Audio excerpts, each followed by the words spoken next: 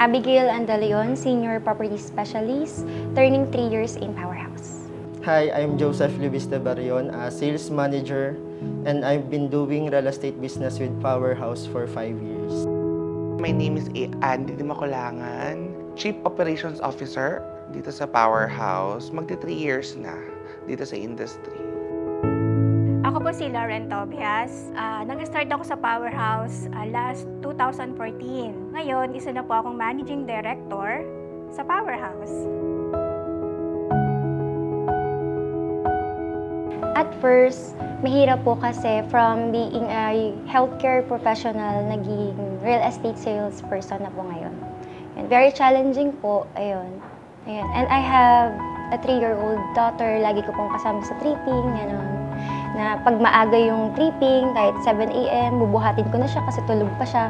Yun. Parang, yun, very challenging po. And then, nako-close naman. And I'm so very thankful po sa lahat ng clients ko na hindi siya naging hindrance para magtiwala sila sa akin. And yun, nag-close sale pa rin tayo.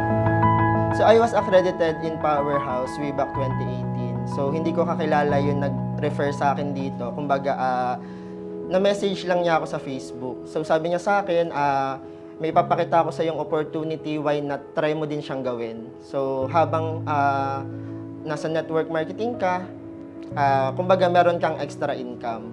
And that time kasi syempre, kailangan ko talagang kumita para masustain yung mga needs namin sa family. So sabi ko, why not try ko yung opportunity. And then, yun nga, umattend ako ng seminar, nakinig ako, and nagustuhan ko siya.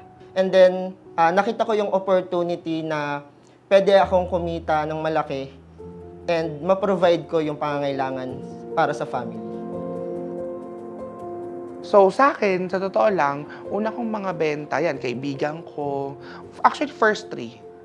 Puro friends, kaibigan ko sa work, kaibigan ko sa circle of friends, and saka pinsan ko. So with that, inuna ko muna yung aking natural market. Sa ika-4th sale pa ako ng kaunang client na hindi ko talaga kilala. Most memorable experience ko sa Powerhouse kapag may mga travel kami.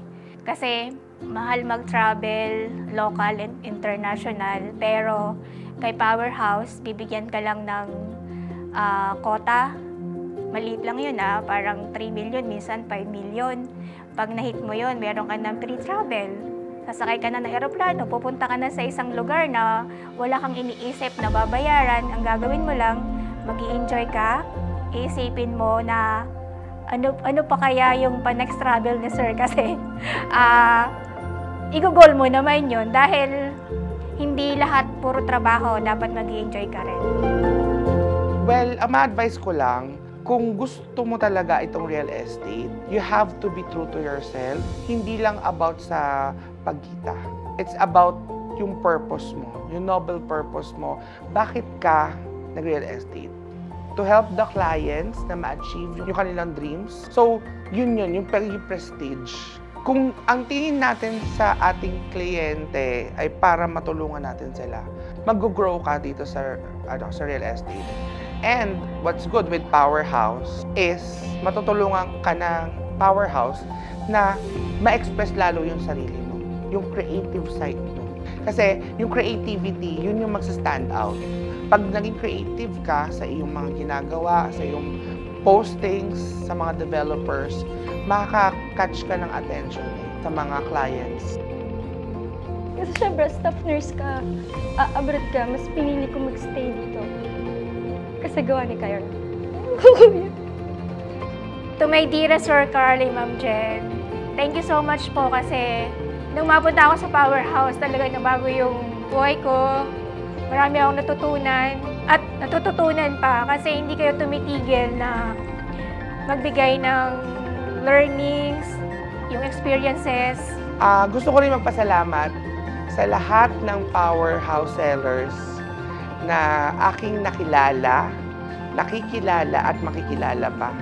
Pati sa aking mga nakakasama at makakasama pa.